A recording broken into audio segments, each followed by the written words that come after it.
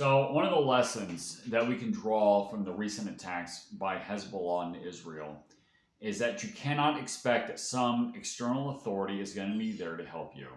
One of the beautiful things about the American system is that we have the right to bear arms. That's why it's such a shame that countries like Australia and New Zealand have given up that right. Rights, and when I say rights, I'm not saying that the government ought to grant this. This should precede government. And what that says is that the individual is the sovereign. At least that's the way the legal system ought to be. Now, of course, the way our legal systems are run now, we don't look at individuals as sovereign, but that's another issue. My point is you cannot expect some external authority to help you. Those Israelis, those poor Israelis near the Gaza Strip, couldn't depend on the Israeli government.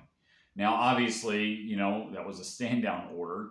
The Mossad did create Hamas, and then, Hamas may have evolved into something else.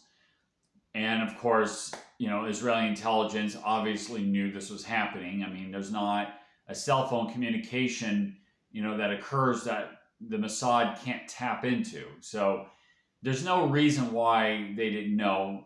Egyptian intelligence picked up on it, for crying out loud.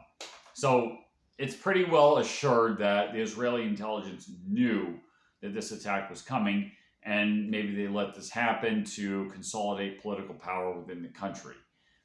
Or maybe, this is Albert Pike's Armageddon plan or whatever. But anyway, my point is, like I said, you cannot expect some external authority or especially some government to protect you. You have to learn how to protect yourself and look after your own interests.